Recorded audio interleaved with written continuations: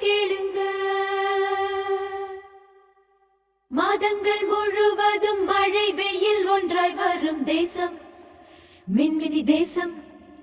ஹே, அங்கே ஒரு இளவரசி பூக்கள் வந்து அவளிடம் பேசும். அவளும் தருவாளே வாசம்.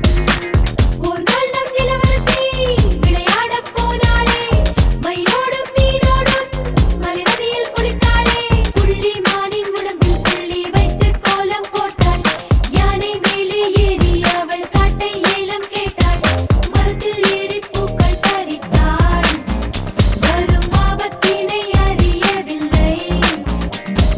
அந்த மரம் இல்லை, அது ஒரு மந்திர மாயக்கிழவி. காலமெல்லாம் தூங்கு என்று கோபம் கொண்டு சாபம் தந்தாள் அந்த கிழவி.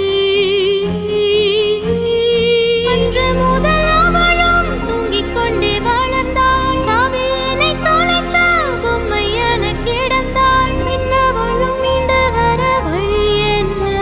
ஒரு மன்னவனும் வந்திடுவான் இனி என்ன?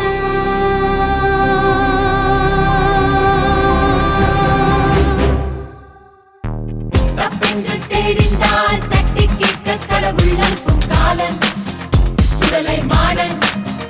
ஹே, மார்பெங்கும் விழுப்பும் கவசமாய் கொண்ட வம்சக்காரன். ஏழு கடல் தாண்டும் சூரன். ரத்தத்தால் யுத்தத்தை முடித்திட்ட வீரன்.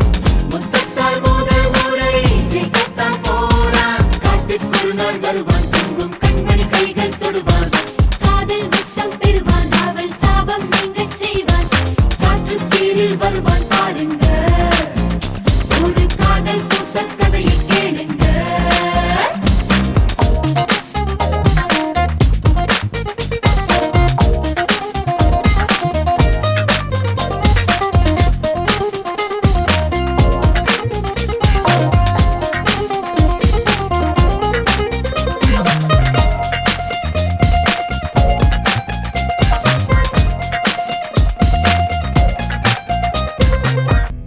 தாய் தந்த முத்தத்திலே பாசம் என்றால் என்னவென்று கண்டேனே.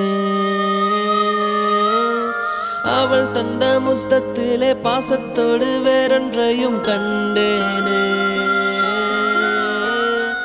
ஏழேழு ஜென்மம் தொடர்கின்ற உறவு ஏழே நொடியில் நிகழ்ந்தது இன்று. அந்த முத்தம் அவள் தந்த அந்த நொடி ஒரு நட்சத்திரம் வானத்திலே பூத்ததடி.